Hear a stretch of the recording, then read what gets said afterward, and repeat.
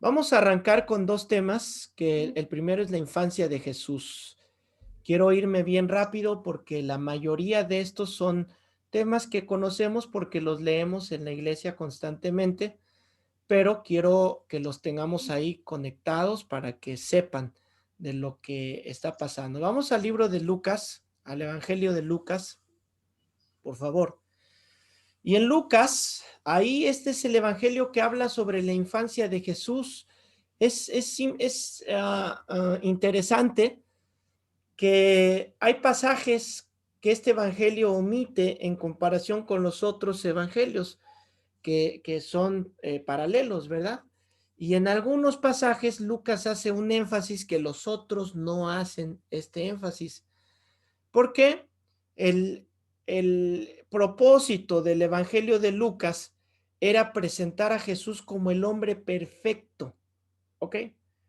Presentar a Jesús como el hombre que vivió en perfección o ponerlo así como el humano que vivió en perfección. Si ustedes se acuerdan de Mateo, Mateo quiere enseñar a Jesús como el rey y todos sus argumentos desde la genealogía, ¿verdad? Empieza con una genealogía para que la gente se dé cuenta que Jesús es el rey Mesías prometido.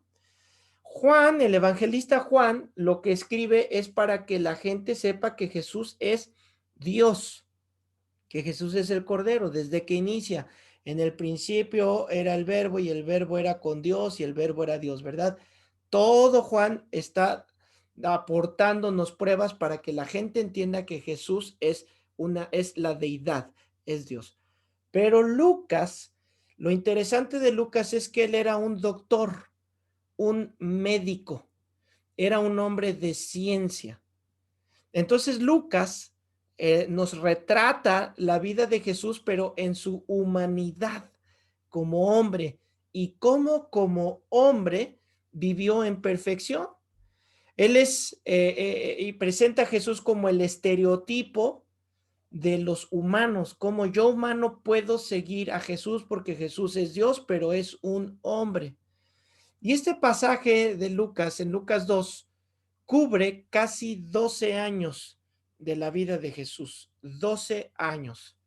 Vamos a ver Lucas 2 en el verso 39. Lucas 2:39. Es interesante cuando uno tiene el contexto de la persona que escribe porque entiendes por qué escribe, ¿verdad? Y por qué se expresa de esa manera. Y dice el versículo 39.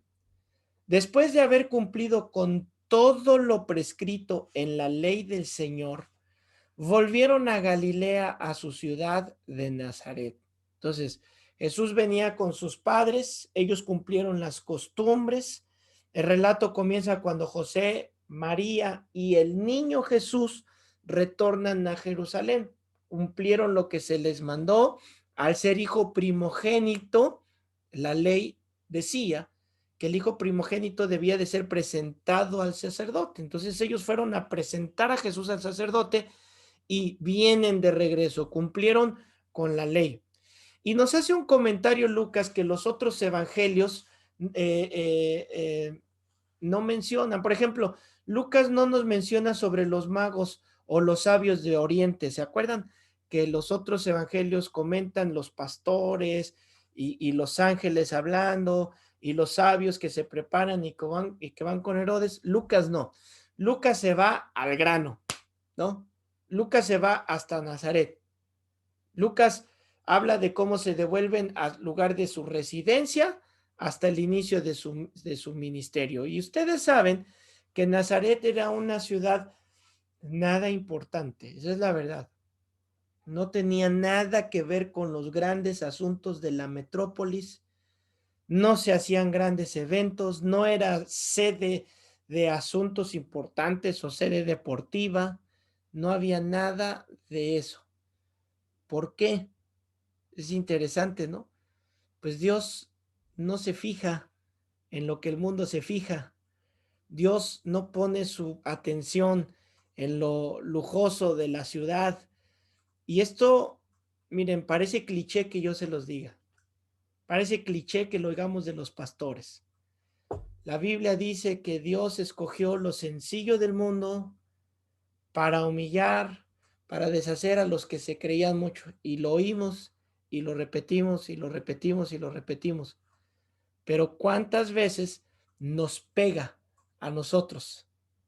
Y aunque lo tenemos acá, aunque lo sabemos acá, se nos olvida lo que la Biblia dice, que Dios escogió a lo vil, que Dios escogió a lo menospreciado del mundo.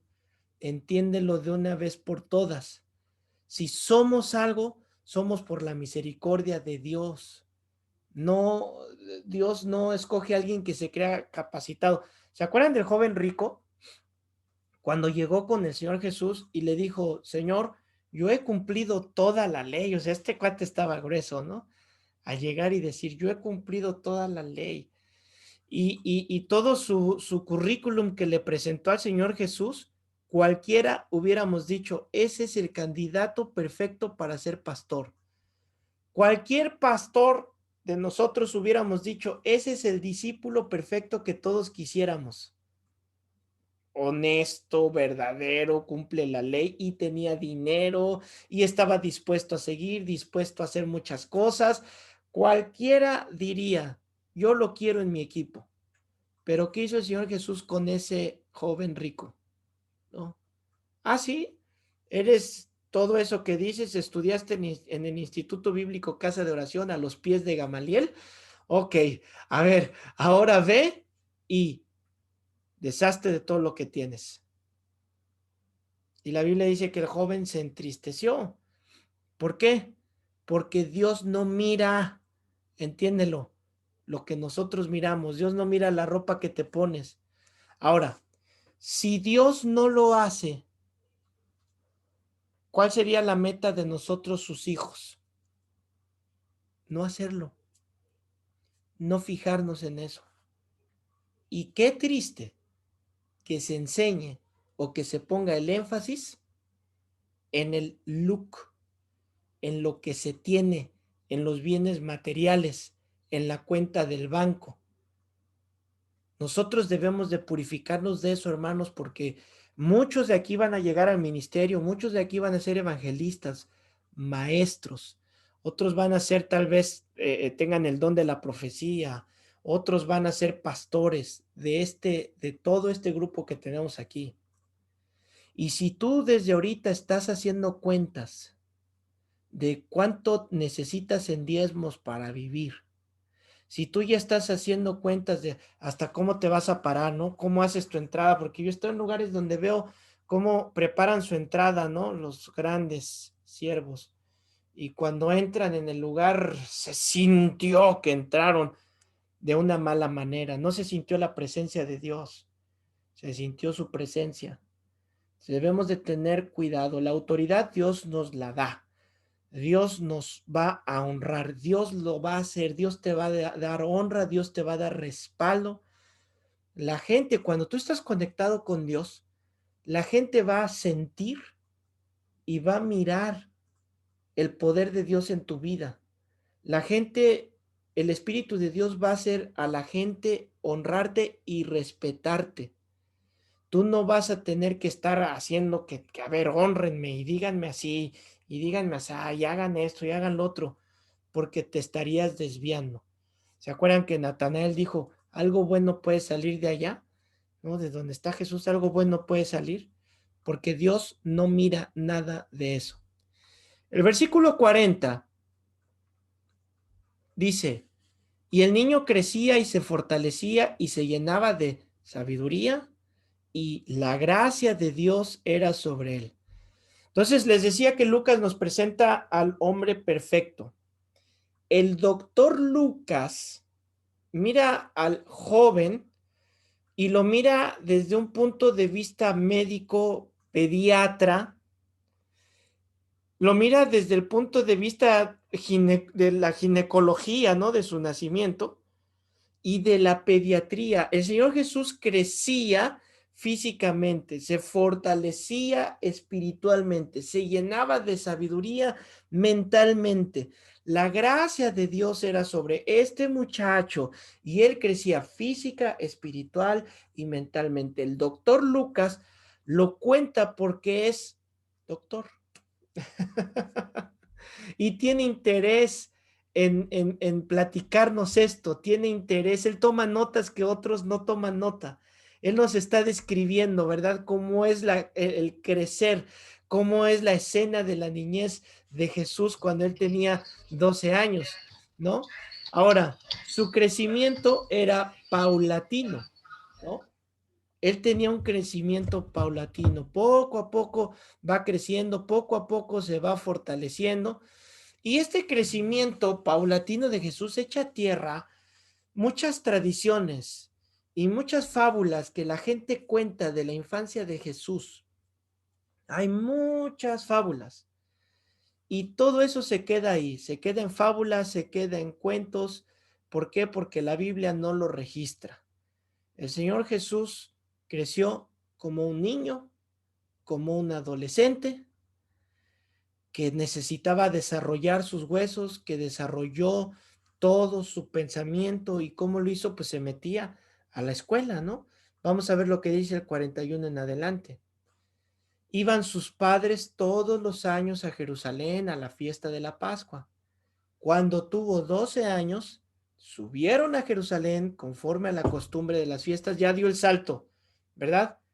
De la presentación a los 12 años. En estos dos versos ya encerró 12 años de la vida de Jesús. Al regresar ellos, acabada la fiesta, se quedó el niño Jesús en Jerusalén sin que lo supiesen José y su madre.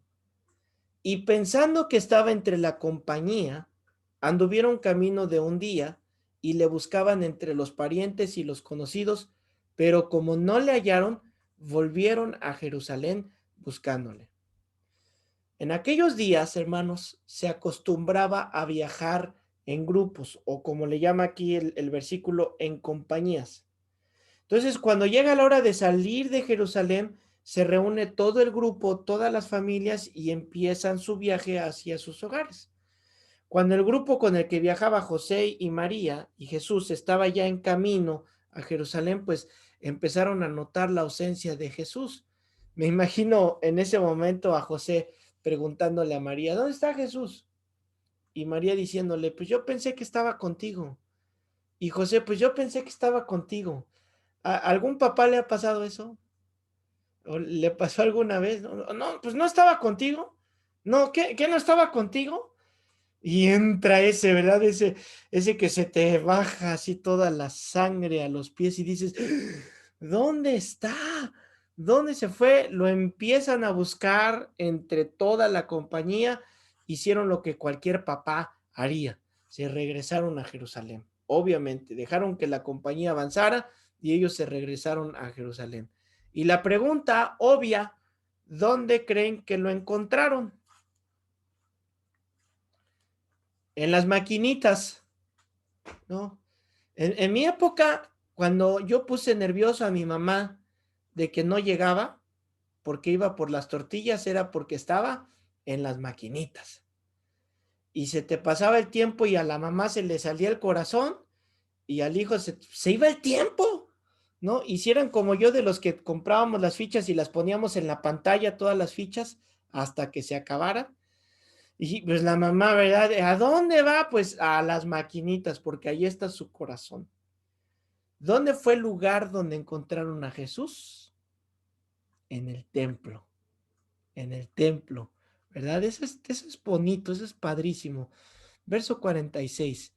Y les voy a decir por qué es padrísimo. Cualquier papá que su hijo le diga que le gusta ir a la iglesia, que le gusta estar en los caminos del Señor, de verdad que eso ya es un regalazo así grandísimo. Yo oro y les pido a ustedes que oren por mi familia. Como pastor es difícil la vida del pastor, muchas cosas que con amor nos cuidamos, que con amor hacemos, que con amor aceptamos un estándar más elevado en muchas cosas. Pero, por ejemplo, los domingos son muy pesados y yo termino de una iglesia y a veces voy a ver alguna familia y vamos a la otra iglesia. Yo no quiero hacer de mis hijos una carga, ¿no? Que ellos odien el ministerio, que ellos digan, estamos hartos, papá, pura iglesia, y yo no quiero hacer eso de ellos. Entonces, yo lo que procuro a veces es dejarlos los domingos, ¿no? Ya fuimos a la iglesia, ok, en la tarde, pues disfruten, yo no puedo, yo no voy a estar, yo me voy a ir. Y cuando mis hijos me dicen, papá, queremos ir contigo a la iglesia, después de haber estado en la iglesia y quieren ir a la otra iglesia, para mí es un wow, ¿no? O sea, yo siento que me abraza el corazón y digo, Señor, gracias, gracias. Esto es un regalo muy grande para mí como papá.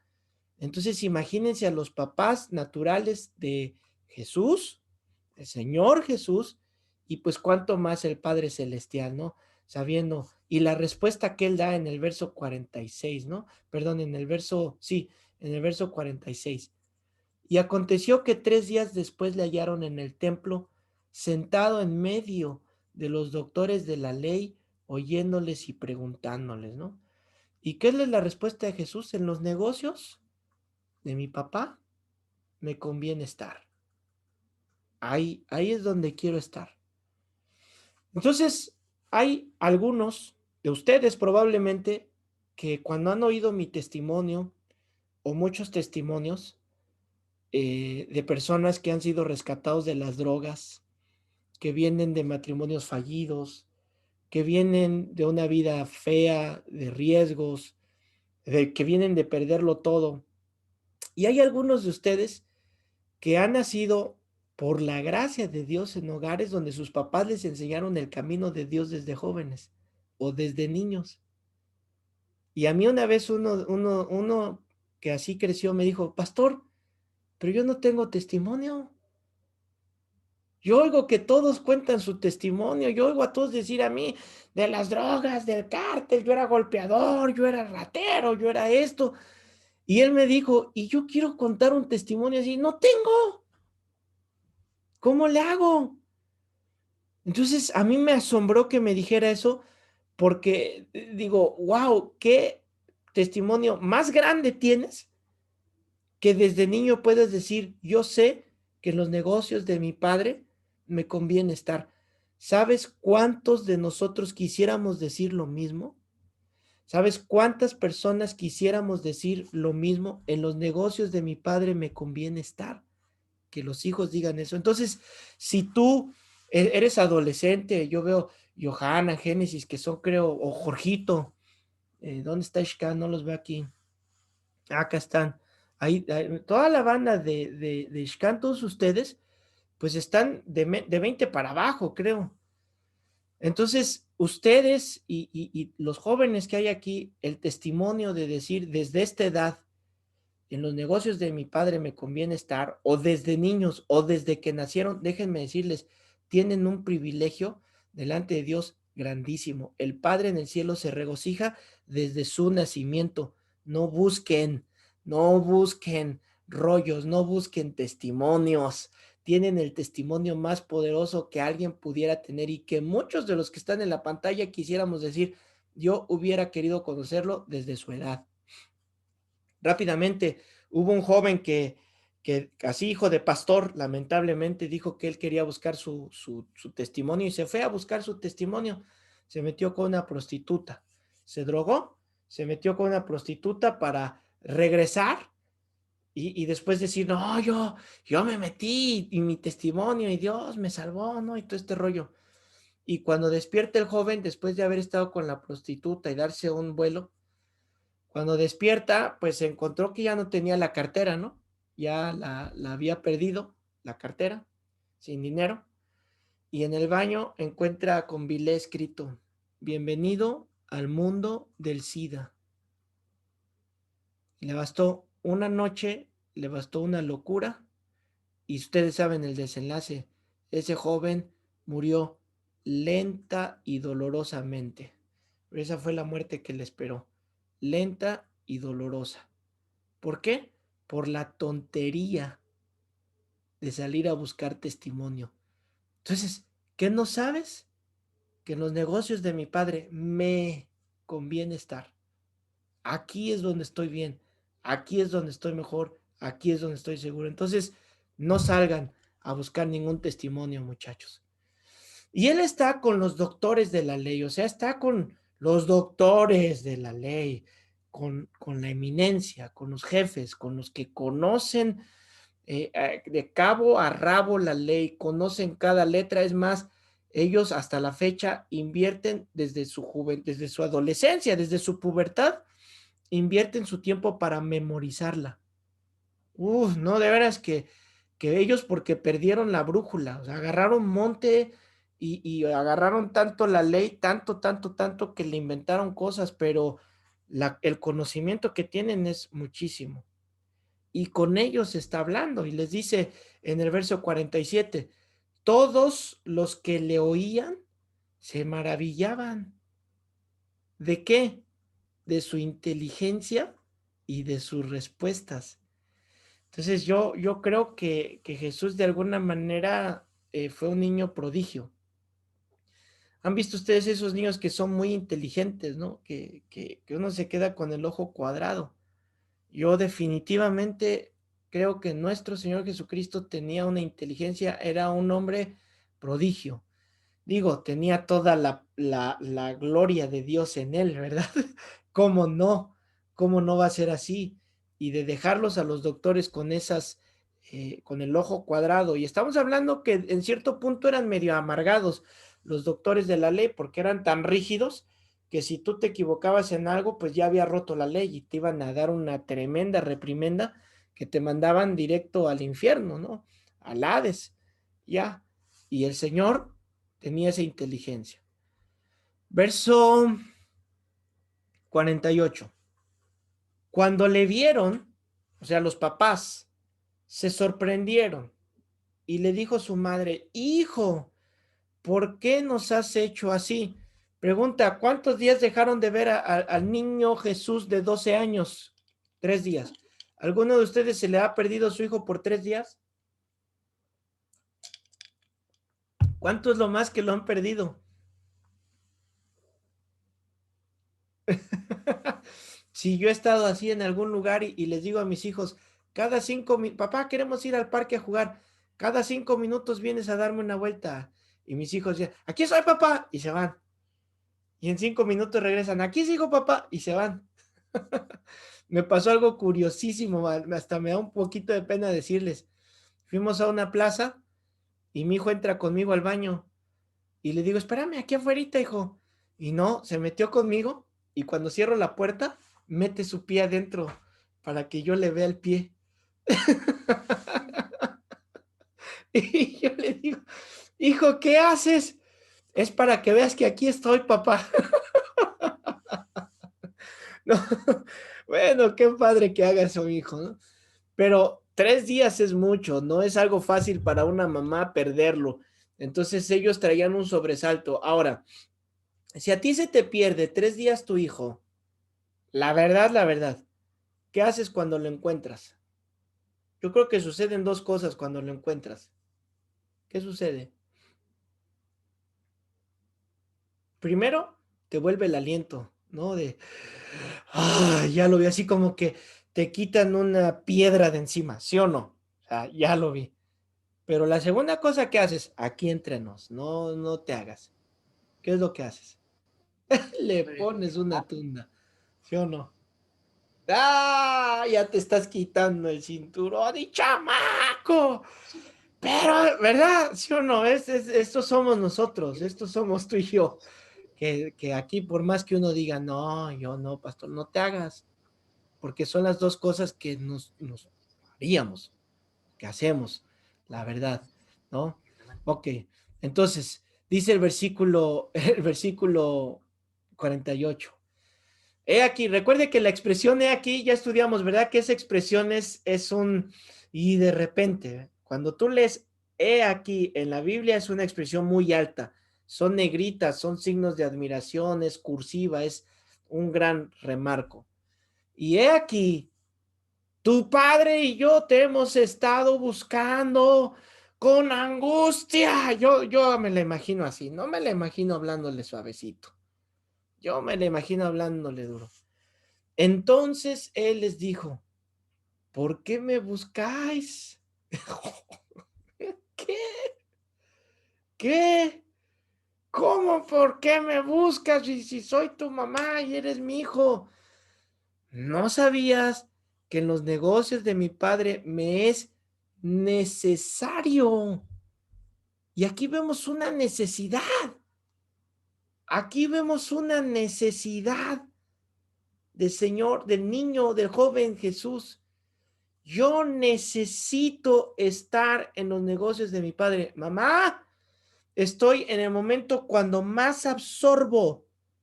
Estoy en el momento donde desarrollo todas mis habilidades.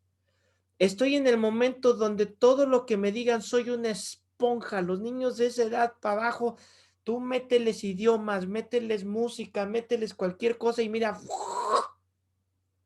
Y él dice, es necesario que yo esté aquí, que yo esté escuchando, que yo esté aprendiendo.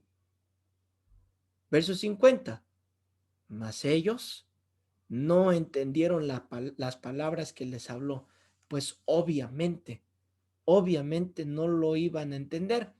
Aunque recordemos que María, cuando el ángel le dijo, ¿verdad?, lo que iba a padecer, María traía una espada atravesada. María supo desde el nacimiento de su hijo que no iba a ser, vamos a llamarle normal, que iba a pasar un momento difícil. Dice Javi que vio un pastor bien angustiado. ¿Dónde lo viste, Javi, al pastor? Ok, versículo 51. Ahora, esto es interesante, ¿eh? Se fue 3 días. Fueron, lo buscaron y les dijo, en los negocios de mi padre me conviene estar. Pero, vean esto, pero, versículo 51, descendió con ellos y volvió a Nazaret. ¿Por qué descendió y por qué volvió? Aunque probablemente él no quería volver porque su pasión estaba ahí. ¿Por qué lo hizo? Porque el jovencito Jesús estaba sujeto a sus papás. Nos enseña, ¿verdad? Aún de su niñez y de su adolescencia, que él se sujetaba a sus papás. No fue rebelde, no fue rebelde. ¿Y cuál fue el resultado? Versículo 52, otra vez el doctor, el pediatra Lucas, ¿qué dice? Y Jesús crecía, ¿no? O sea, él está viendo qué hace un pediatra con los niños, ¿no? Está viendo su crecimiento, que sea algo normal, que sea saludable, que haya una buena evolución. Y el doctor está mirando eso en Jesús y dice, y él crecía en sabiduría, en estatura y en gracia para con Dios y los hombres. No me voy a detener, tal vez le pida a mi esposa en la clase de Poseer la Tierra que hable sobre esto. A ver si puedes, Suri, tú tienes una enseñanza muy bonita para todos nosotros de lo que significa crecer en estos cuatro sentidos, en estos cuatro aspectos. Recuerden que la clase, por ejemplo, de Poseer la Tierra es donde peleamos las emociones, donde estamos aprendiendo como ministros, como alumnos, como cristianos, a pelear, a vencer nuestras emociones, porque vamos a entrar en este ministerio donde está en juego mucho de las emociones, muchísimo. Y si tú no eres una persona que está en paz, que está en control, que reconoce cuando hay alguna emoción, a los niños chiquitos les enseñan en la escuela, a ver, tienes que aprender que esto es estar enojado y tienes que saber que esto es estar enojado. Y yo la otra vez pensaba, ¿por qué les enseñan eso de reconocer sus emociones y cualquiera las reconocemos? Y cuando dije eso, cualquiera las reconocemos, en ese momento fue así como, ¡puf! No es cierto. Estamos bien grandotes y no reconocemos nuestras emociones. Por eso es importante todas las clases, todas las clases. Entonces Jesús crecía y se aproximaba a la edad adulta. Dice Lucas que crecía en sabiduría, es decir, un crecimiento mental. Número uno, que es el crecimiento que todos necesitamos, un crecimiento mental, ¿no? Todas las habilidades, no encuentro el concepto exacto que es la matemática, la física, el conocimiento, la biología, los colores, los idiomas, todo este conocimiento él estaba creciendo. Número dos, dice que él crecía, ¿dónde está? En estatura, ¿verdad? Ahora nos habla de lo físico, que él tuvo un crecimiento, él no se apareció nada más y de repente, pum, ya tenía un cuerpo, no, él tuvo un desarrollo, a él se le estiraron los huesos, le dolieron los huesos, le empezó a crecer barba, tuvo un desarrollo como cualquier persona. Y número tres, en favor con Dios, es lo que él dice, ¿verdad? Para con Dios y para con los hombres. Y este es un crecimiento espiritual, primero, para con Dios, tenía un crecimiento espiritual. Y número cuatro, para con los hombres. ¿Qué significa esto? Que tenía un crecimiento social. Ahora, yo les pregunto, ¿estas cuatro áreas serán importantes en nuestro ministerio o no? Son muy importantes. ¿Cómo sabemos que nuestra iglesia es saludable? Estas cuatro, estas cuatro. Socialmente, si nuestra iglesia no es tolerante los unos con los otros, si nuestra iglesia se están agarrando del chongo, es que me cae gordo, me cae gorda, y no muestra un espíritu maduro, si la otra persona es inmadura, pero tú estás en una iglesia saludable, tú estás aprendiendo la madurez, tú estás aprendiendo a sobrellevarse los unos a los otros. Entonces estás aprendiendo el área social. Una iglesia tiene que tener un área espiritual, ¿verdad? Estás creciendo espiritualmente poco a poco. Antes no orabas, ya vas orando, antes no leías, ya vas leyendo. Poco a poco, ¿qué vas haciendo? Vas creciendo, poco a poco. Y en todas las áreas, hasta el número de miembros de la iglesia va creciendo, va creciendo, va creciendo. Ahora, yo leí esto que me gustó mucho porque, pues de repente los pastores le apuntamos a esas iglesias, ¿no? Bien grandotas de miles de miembros y queremos parecer como una iglesia. Y la verdad es que la mayoría de las iglesias andan entre los 60, los 100, los 200 y es una iglesia grande. El 95% de las iglesias es así. Y nosotros vivimos como frustrados, ¿no? Como, y aquí hay algunos que han estado conmigo desde el principio del ministerio, así desde que iniciamos en la casita que nos reuníamos, que rentábamos ahí, que en Prado Norte, no sé quién le tocó Prado Norte de aquí, que rentábamos una casita y un cuartito y luego nos salimos al patio y así nos la llevamos. En Ixcán, cuando iba uno, cuando iban dos, y yo les decía, yo le he pedido a Dios que no crezcamos en número. Yo le he pedido a Dios que así los 5 que tengo, híjole, mano, sean un SWAT. Sí sabe quiénes son los SWAT, ¿verdad?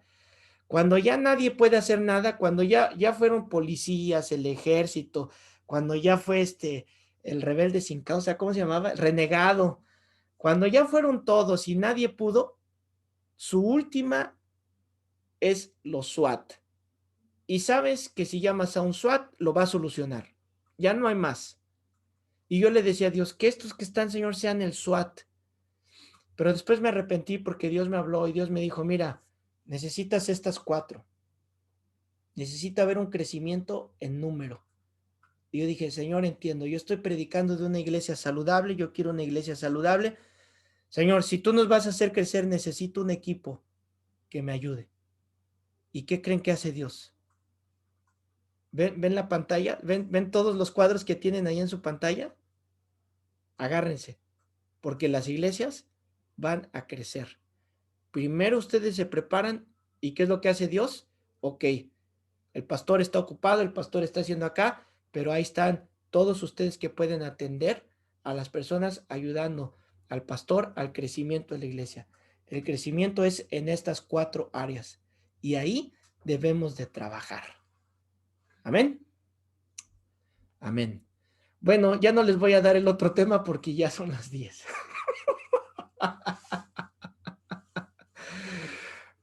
Quería avanzar, pero ya no avanzamos. Pues eso es todo. Gracias por su tiempo. Espero que les haya servido esta información y recuerden, no la dejes aquí, bájala acá al corazón y vívela.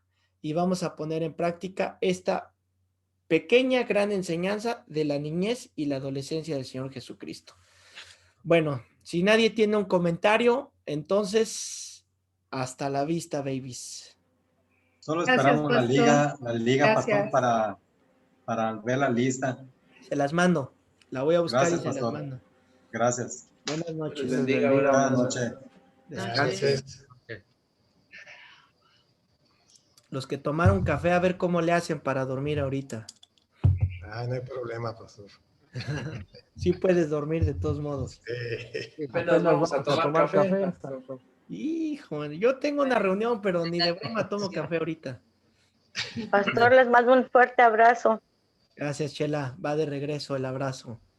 A mi Gracias, pastor, pastora. por su palabra. Estuvo muy bonita. Gracias a Dios, Yo si Ale. tomo Gracias café, a Dios. pastor, no duermo, ¿eh? Gracias a Dios.